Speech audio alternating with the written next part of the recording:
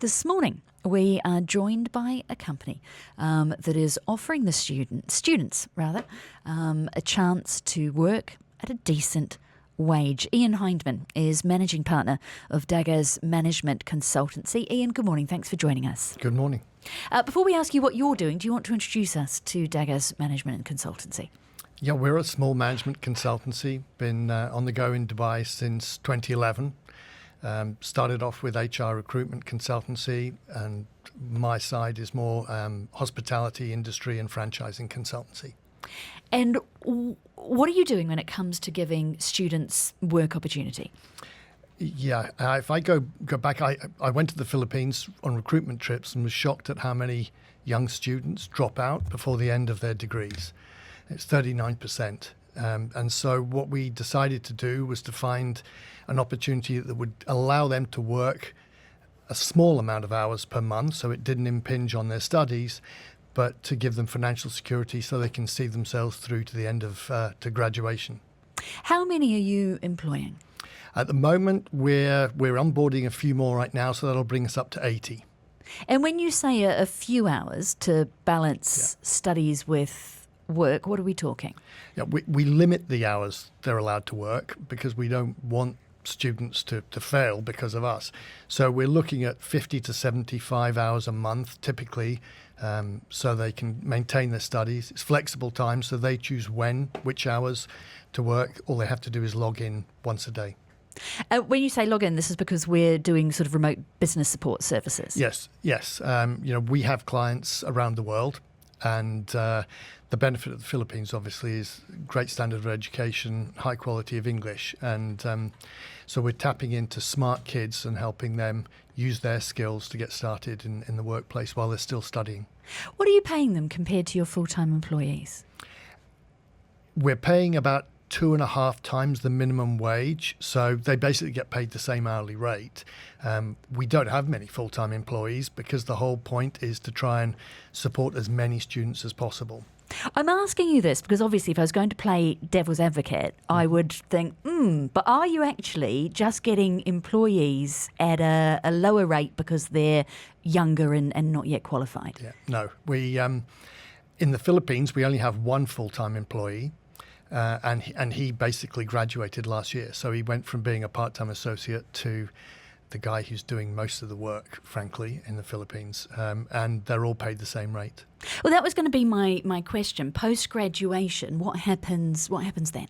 No, I mean, the idea is they go into the workforce and we support them in getting a good job. So the training we provide during their time with us, we hope will help them go on to become successful within the workforce.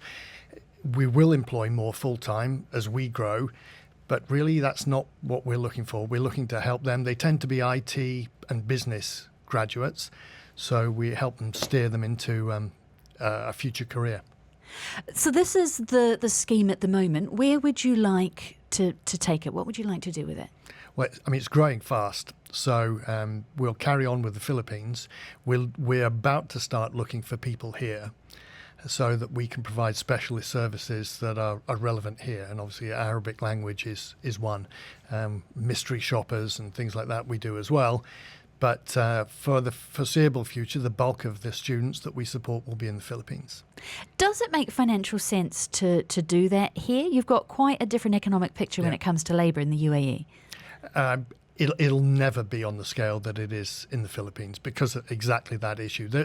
The business process outsourcing market is big here. It's bigger than the Philippines, but the hourly rates are much, much higher than they are in the Philippines. So we have an emotional tie to the Philippines. My partner's Filipina. So and the dropout rate is so high there that I think we can do more good by working with the Filipinos.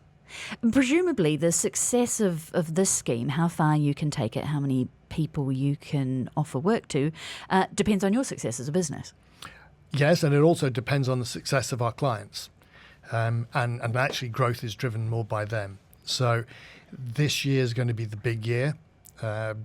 We're expecting that we'll have somewhere around 150 students working with us by the end of the year, and that's likely to double next year. So it's still a drop in the ocean, but it's the most that we can do right now. What has it meant for you as a business? I mean, one of the things that we are asking everyone we're talking to for this segment, this Ramadan, is how it impacts the bottom line. Yeah, I mean, we operate this as a social enterprise, really. So it covers costs. We're not seeing this as a significant revenue stream, or at least a significant profit builder for us. The point is, we got very, very emotionally engaged with the students when we started. We didn't really understand their background and their motivation. And when we met them face to face for the first time and they told us their stories, I had to leave the room because I was about to cry, because these kids are studying hard, but also supporting younger siblings and supporting the family. So that's what it's about. We cover our costs because we have to, but it's not something that we're looking to make a massive profit from at all. Well, thank you so much for joining us this morning and sharing that with us. Part of our Ramadan special about companies that are going the extra mile when it comes to employees. Hyndman is Managing Partner of Dagaz Management Consultancy. Thank you for your time. Thank you.